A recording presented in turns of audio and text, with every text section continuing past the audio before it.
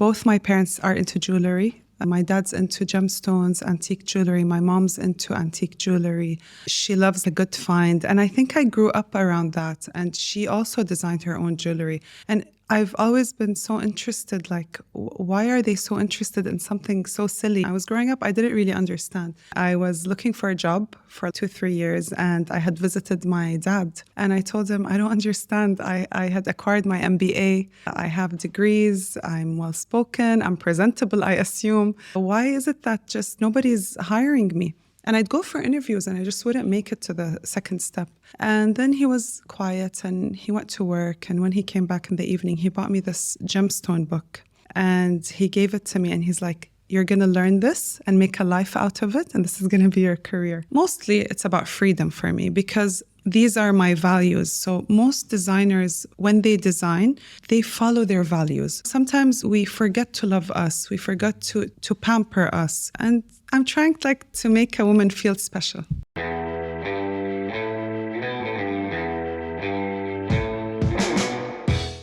Hello, Inners community.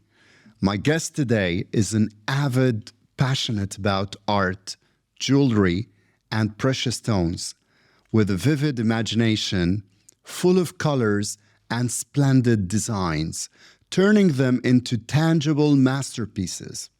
She's an exceptional mom and wife. Above all, she's a gem of a person. Tamara Al Shamari, welcome to the Inners. Thank you, Ali, for having me, and it's my pleasure to be here. Thank you very much for taking the time out of all of the busy schedule and events. I know it's the time of the year right now. It is. So truly appreciate you being here. Thank you. Thank you. Kindly introduce yourself. Give us a bit of a background about who you are and what you do. So I'm a gemologist jewelry designer. I started out going into the corporate world, let's say. It didn't work out for me. I wanted to do something funner, something with color. I think this line of work chose me versus I chose it. I ended up studying gemstones, and then I decided to venture into becoming a designer. Mm-hmm. Yeah, and it's like endless. You always want to learn something new. For me, this is the case where I always want to learn more. I still feel like I don't know anything about this domain. I still want to learn more and more. And what about your childhood and early beginnings? How did that influence your art right now? Well, I'm very grateful for my family, for my parents. Both my parents are into jewelry. My dad's into gemstones, antique jewelry. My mom's into antique jewelry. She loves a good find. And I think I grew up around that. And she also designed her own jewelry. And I've always been so interested, why are they so interested in something so silly? When I was growing up, I didn't really understand. And then as I finished around university time, I decided that, no, this is exactly where I want to head. This is exactly what I want to do. But there wasn't the education back then. So I just put the dream aside till it was the right time, I guess. So what happened next was really funny. I was looking for a job for 2-3 years, and I had visited my dad. And I told him, I don't understand. I had acquired my MBA. I have degrees. I'm well-spoken. I'm presentable, I assume. Why is it that just nobody's hiring me? And I'd go for interviews and I just wouldn't make it to the second step. And then he was quiet and he went to work. And when he came back in the evening, he bought me this gemstone book. And he gave it to me and he's like, you're going to learn this and make a life out of it. And this is going to be your career. And really, this is what happened. I went back to Dubai and I decided to go into gemology school. So I really do feel it chose me. But looking back at my childhood, I always wanted to become a fashion designer. And at that time, you had the Elise Saab, the Zuhair Murad booming. And I loved the dresses. I loved the couture, not for clothes, but for the detail of the work, the shiny detail of the work. And I didn't understand what was it that intrigued me, the apparel part or the work part. So I wanted to go through that, and it didn't work out for me. My parents didn't believe that being a fashion designer is a career. They wanted me like to go into business and whatnot. So I just put that aside, and then it just came to me. So then I realized, no, when I was younger, I used to design these dresses, and I used to put gemstones on the dresses, and I used to put jewelry intertwined in the fabric. And looking back at my sketches now, I laugh because I just didn't know what was my path, but it was certainly to where I am now. Very interesting. And how do you evaluate a gemstone? I can evaluate a gemstone completely different than my other gemologist friend, or let's say colleague, because what's important to me, what's beautiful to me, is not beautiful to the next person.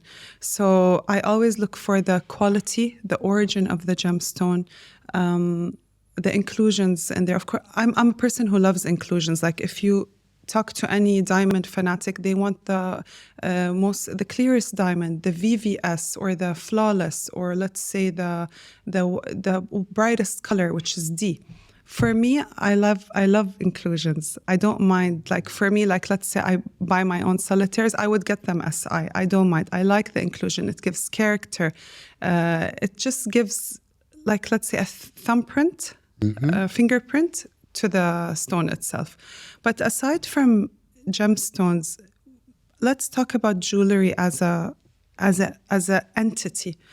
Jewelry isn't just something that you wear. It's not something like you just create. Jewelry talks about history. It talks about how people traveled in the past. If you look at a piece of jewelry, like you're telling me how do I evaluate like a piece of gem, but let's talk about how do I evaluate a piece that is antique or a vintage piece.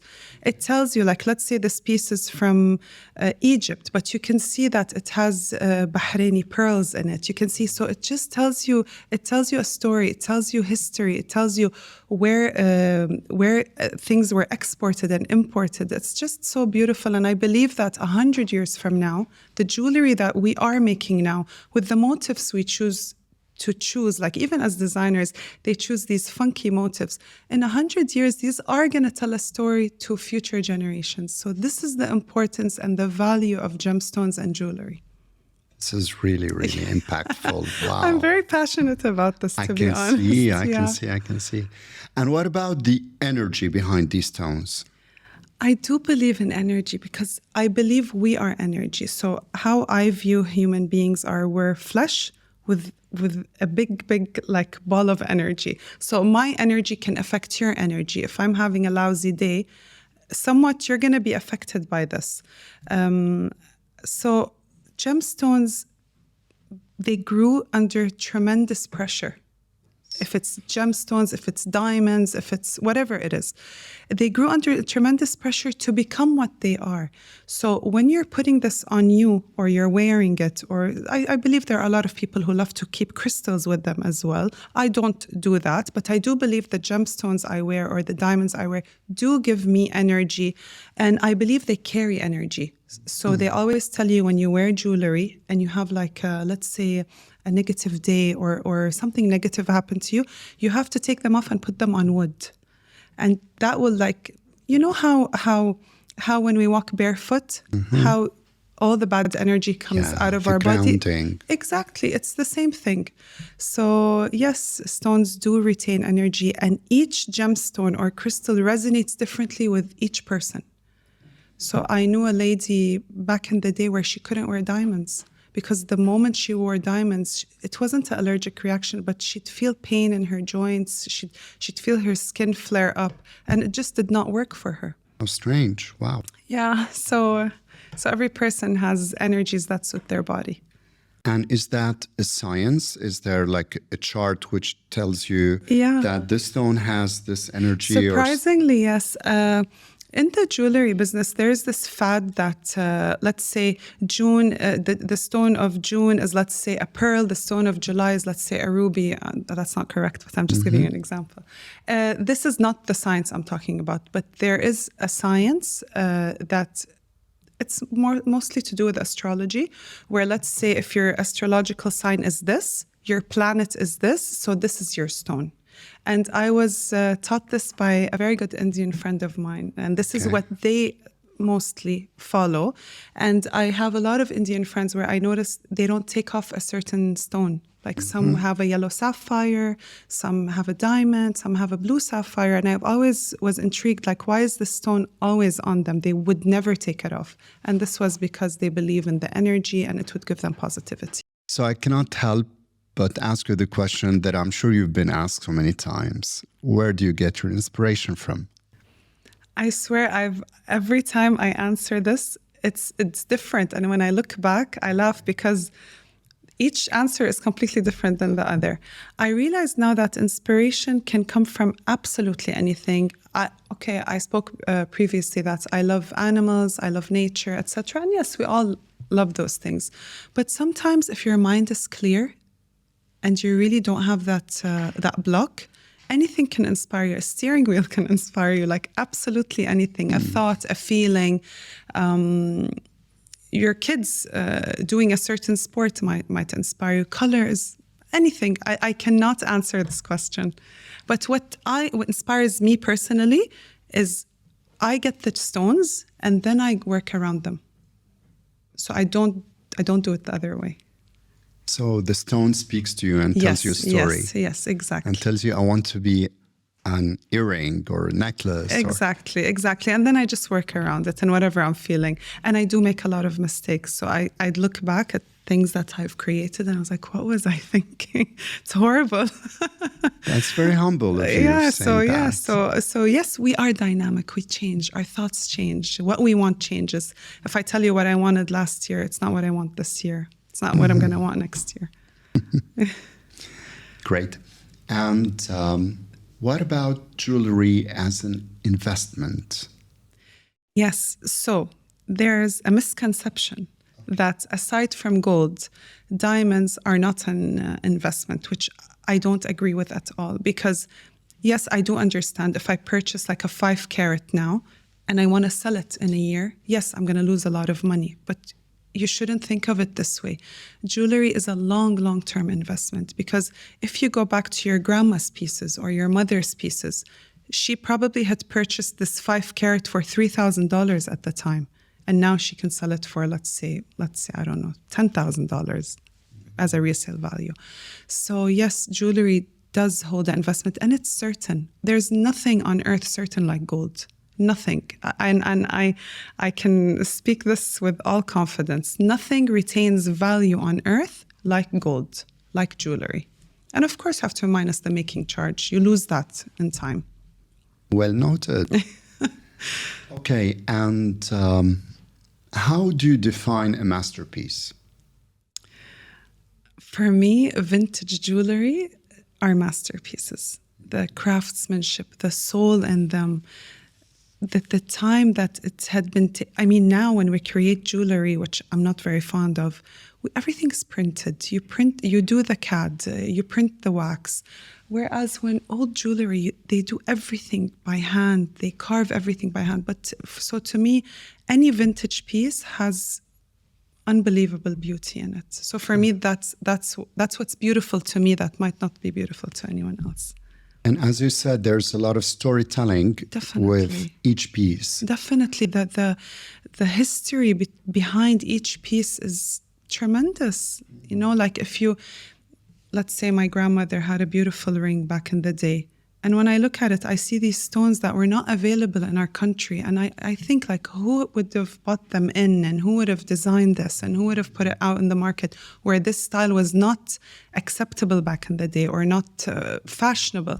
So yes, it's very, very important. And what stories are you trying to tell with your pieces?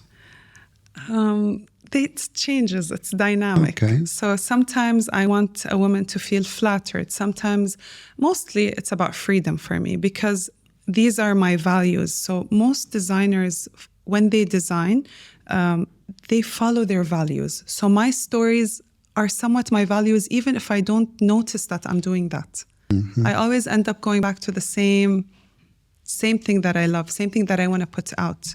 Freedom, be yourself, love your aura, be who you are.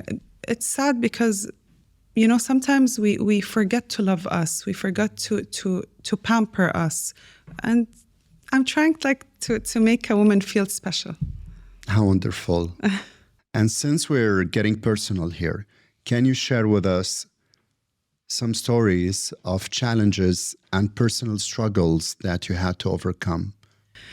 A lot. I don't know. I believe every person struggles silently.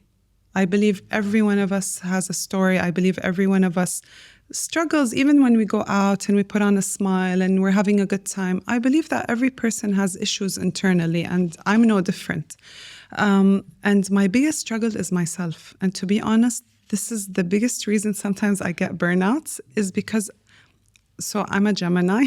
So I have two polar ends that are extreme. So I can be something today, I feel something. I feel today I want to be like, let's say, elegant, and I want to design an elegant piece. And tomorrow I'm that beach girl that's boho, and I don't want that. And this is the reason I created two jewelry lines, because they both represent me. Okay. And I have two separate companies. One is more high-end and one is more beachy, more Okay. vibey, let's say. So yes, we all struggle. We all have issues. We're all human. And if anyone tells you otherwise, they're liars. And I struggled a lot. I struggled also when I started my company. I struggled because I'm a one-man show and I did it on my own. And yes, I had my family's support and my husband's support, which I'm so grateful for. But you know, when you venture into a business, like, it's not easy. And I'm sure you know what I mean. It's not easy at all. And you have to take the criticism, and you have to take the financial burden by yourself. You have to stand on your feet. You have to, even if you fail. I failed so many times, but I just keep moving forward because you can't look backwards. You have to move forward. Have to. Sink or swim. I yes, like that. Yes. Yeah. Hell or high water. There you go. And what are your two brands? Can you tell us more about them? I have Taya Jewelry, which is it's bespoke jewelry, high-end solitaires, wedding jewelry, high-end gemstone jewelry.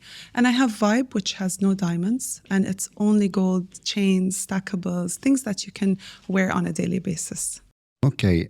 And where do the names come from? So Taya is very personal to me.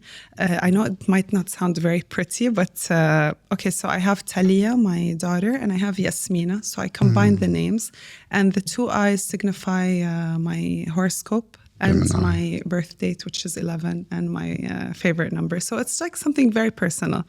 And then when I created Vibe, so I kept the double I. So I have Taya and Vibe. So they're sisters.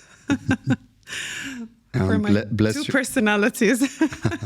Bless your daughters, and best of luck for your two brands. Thank you so much. Thank you, Ali. And why did you choose Dubai to be your base of operations? Because Dubai is miraculous. I don't think anyone can talk about Dubai and not say that this is utopia.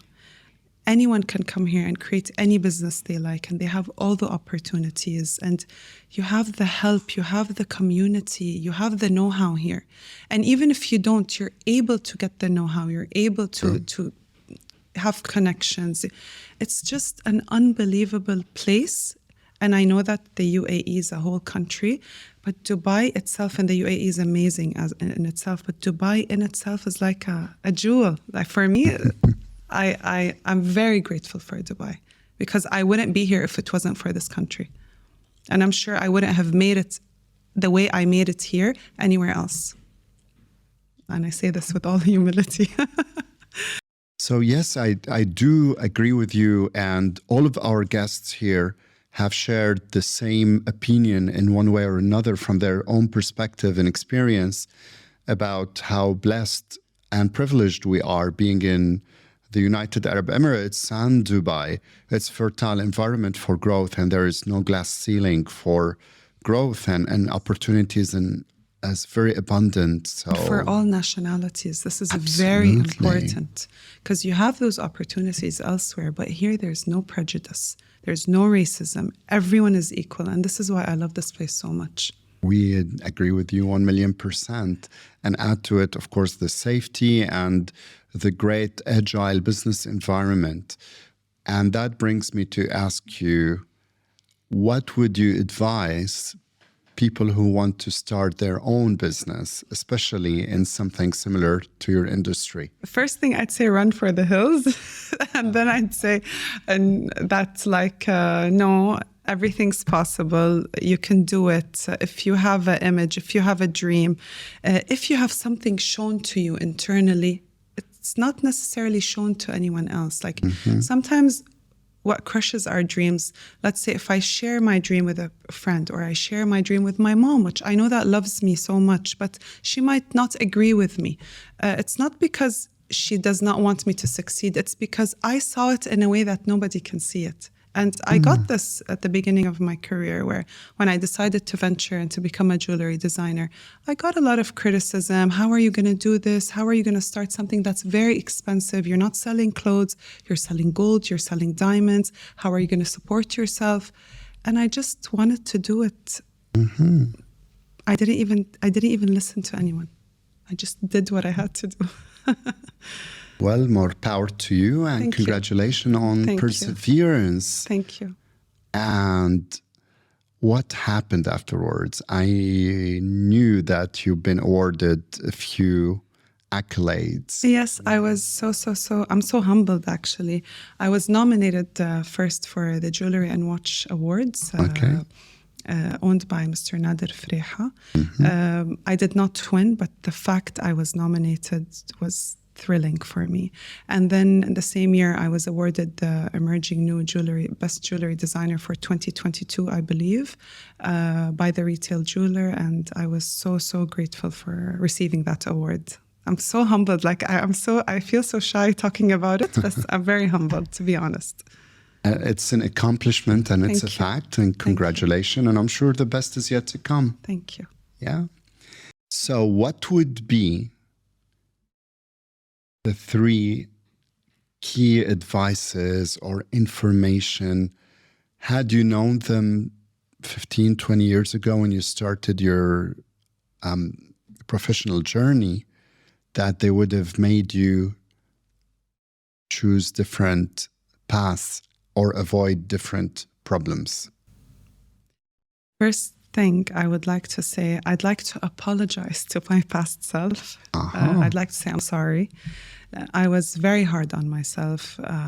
I didn't love myself back then, which I think growing up, we lack this confidence, we lack this love towards ourselves. We criticize ourselves tremendously. And I'd like to apologize to myself first. And if I knew then what I knew now, I'd say, like, just push forward, persevere.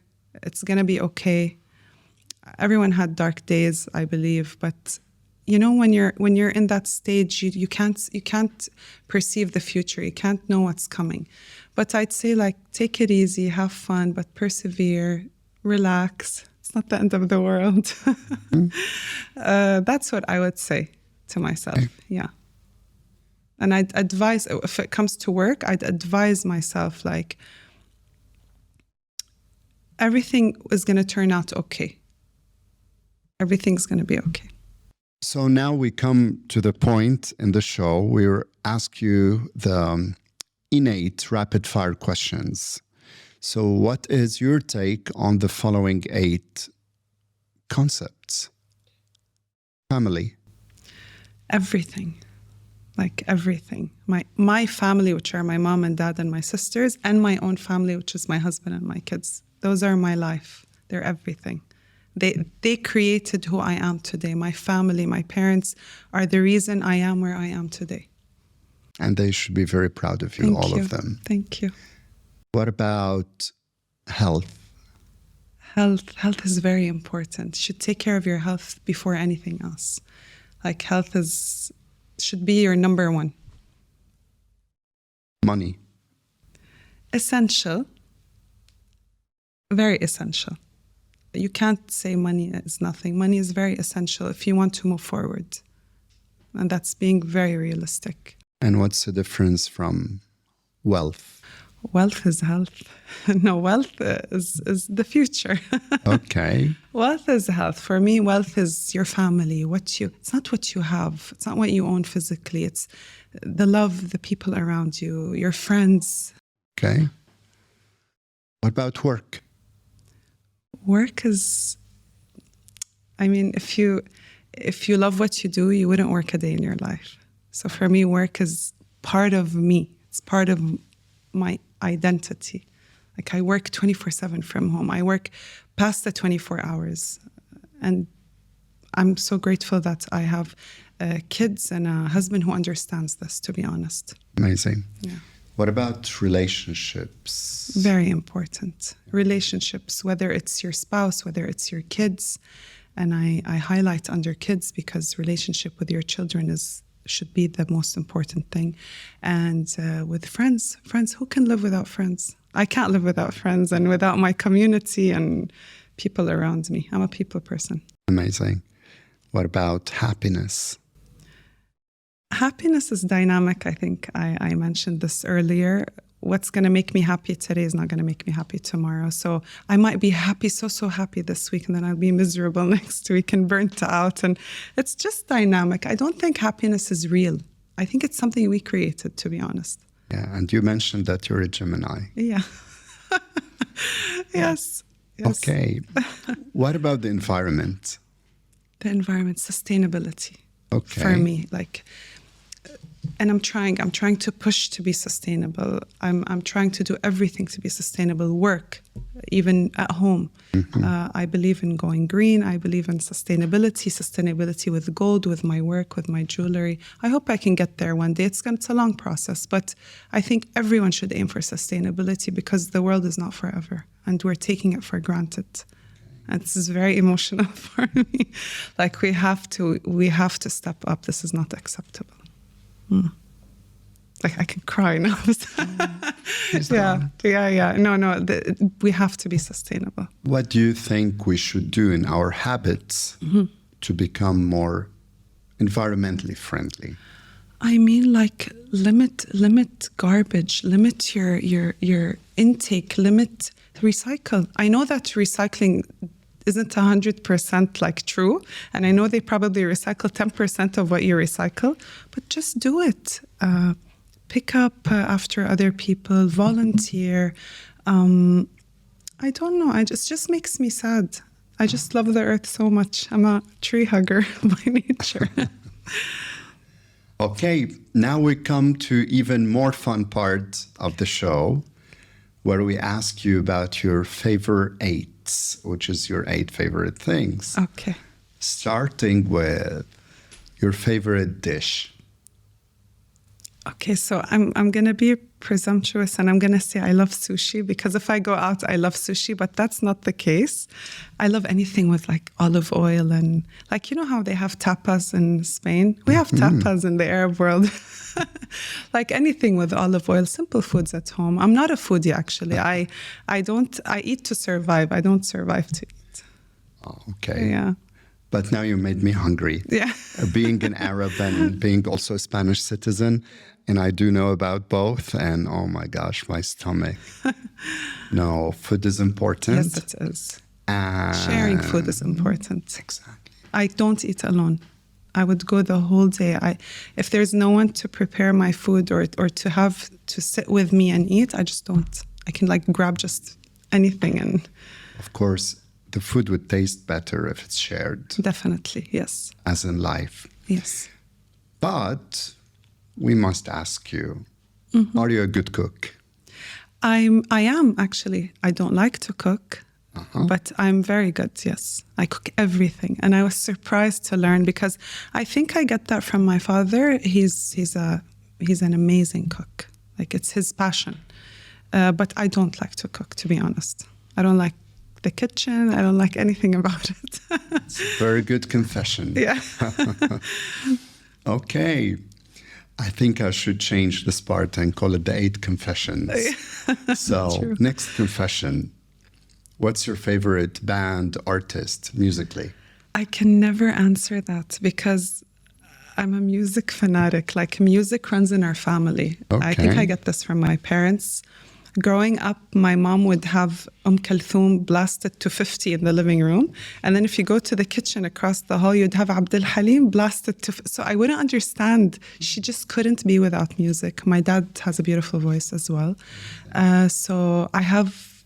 Every other song is my favorite song, and every other band's my favorite band. And I love rock, and I love R&B, and I love all the genres you can imagine. Let's name a few bands. So for rock, I love Metallica, Guns N' Roses, Goo Goo Dolls, Lifehouse, Pearl Jam, Smashing Pumpkins. Like I can go What a on surprise. And on. Okay. And then for R&B, my favorite R&B band is, let's say, Boyz II Men. I love Boyz II Men. Yeah. We opened Pandora's box, I guess. It's going to go on and on and on. So in the same line of questions, what are your favorite movies and TV series? I love 80s, 90s type of movies, TV series. My favorite series is Fresh Prince of Bel-Air. It's very old, but I love it. It's for Will Smith. Yeah, I still believe Will Smith is like the epic comedian for me, despite everything. Yeah.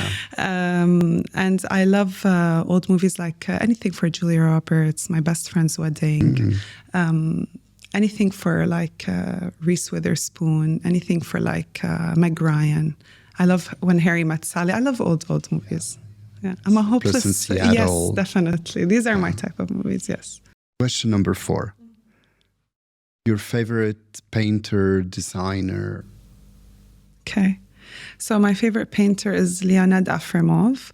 I couldn't meet him, but I've had the privilege of speaking to his daughter after he passed away. He's my favorite artist. I love the colors he uses, the way he paints. It's just phenomenal.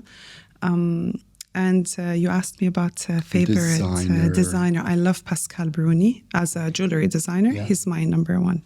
Pascal Bruni. I've been following him for over 20 years. Yeah, since I had the affinity for jewelry. And what stones and jewels do you like? I like the classic gemstone, like an emerald, and a nice emerald, nice Colombian emerald. But I also love turquoise. It's inexpensive, but I have a affinity to it. And I love diamonds. I think all girls love diamonds, to be honest. Like this is the top gemstone for any girl. Why? Because it's brilliant, because it shines, because it reflects, and because whenever a girl's wearing diamonds, it's the first thing you look at. To be honest, this is like the first thing anyone looks at is the diamond that the girl is wearing. Okay, very educational. And speaking of education, what's your favorite book? If you ask me this every couple of years, I have new favorite books. So I read 2 books that I fell in love with. Where the Crawdads Sing. I think it's by Dahlia Owens, if I'm not mistaken. And I read another book that I loved, All the Light We Cannot See. Those 2 books this year, I read them. They really, really touched me. Like I can say this year, those are my 2 favorite books. What are they about? So Where the Crawdads Sing, it's about a girl who was abandoned by her family at a very young age, and she survived from the age of 6, 7 up to adulthood all on her own. And the other one's about war. I love historic novels. I'm a nerd like that. But it's about also a blind girl who's also an orphan. Turns out to become an orphan, actually. She's not an orphan. And it's like about the war between Paris and between Germany. Okay. Yeah. France and Germany.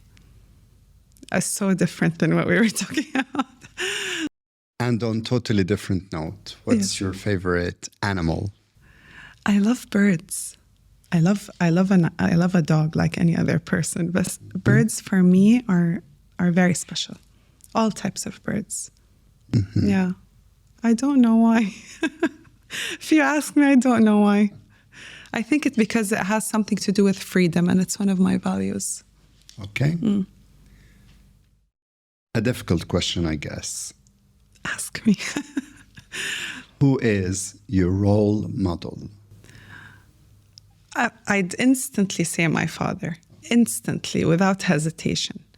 But I had always said my father, but now also when I think back, my mother is also my role model, with all mistakes that our families make. My mom is very perseverant. I really admire this about her. And my dad, of course, he's a king in my eyes. Like, what he did, where he came from, what he achieved is beyond me. I've never met anyone like him. That's very, very touching. Thank you. Bless all of your family. Thank you. Thank you. What is your favorite city? Kuwait. Uh-huh. Yes. Humbly, I say I've been everywhere. Alhamdulillah. And I still love to travel and see places. And it's like one of my hobbies. Like, I love to go and see the world just as it is. And not being pretentious, just the earth, how it is, and people. And I love meeting people and different ethnicities and with different backgrounds. But Kuwait for me is home. Like, it's where I grew up. It's my family, my friends. It's just home for me. And that's where I feel home, actually. Kuwait influenced where I am today because maybe this is not known to everybody, but the fashion, the trends, everything starts in Kuwait. Growing up, I was around my most fashionable friends, fashionable ateliers. They're the trendsetters in jewelry. Their jewelry is impeccable. So growing up around that, I think that's what also shaped me to become where I am today. And I think that this is a misconception about Kuwait that people don't really know unless you are from Kuwait. I'm happy that you shared this perspective and you shed that light because, yes, probably a lot of other people do not think of it that way, and it makes it more exciting for people to go and explore and see it. Yeah. Wow, amazing. Thank you.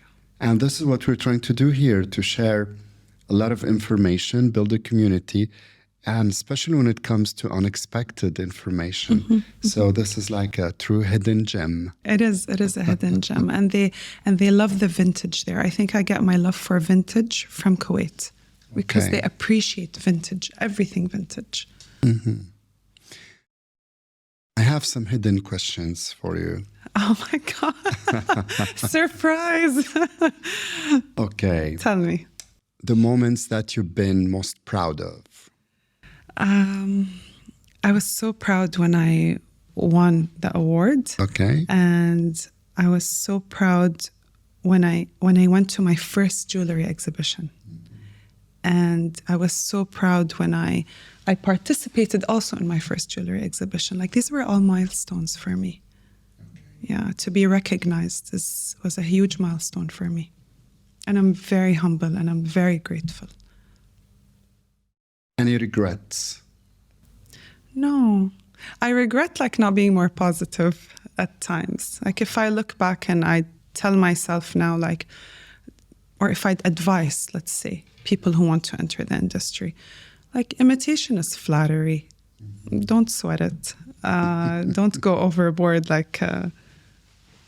Everyone gets imitated. This is one thing that I would have changed. I would have just let it go. Okay. Also, just do what you want. Don't listen to anybody. Do what you do you.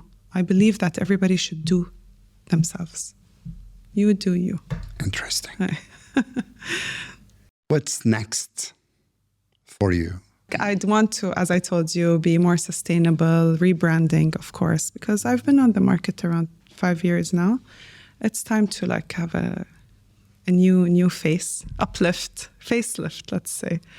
And I want to continue to learn. I just finished a few courses this week. I can't get enough of learning, repeating courses. I don't believe, this is a problem with me, by the way, if I might say, where it's never enough for me. I always want to learn and educate myself. Ambition is never a vice. Actually, it is sometimes. It's never a vice, yes, but there should be a time where I should say that's enough. But for me, I just love studying. I love learning new things. And I feel I can never say I'm an expert. So sometimes when people tell me, oh, you're a gemologist, well, yeah, but like I still feel I have a lot to learn, a lot. I think you learn every day. I can learn from you. You can learn from me. Absolutely. And that's the great motivation and key for growth. Wonderful. Thank you, Ali. Tamara, thank you very much. Thank you. It was such a nice talk. Absolutely. And again, very informative, insightful, inspirational. Thank you. And truly appreciate your time and can't wait to have you in the future for more sessions. Thank you. Thank and you. Hopefully so we'll much. do the next one in Arabic. Hopefully one day. Okay.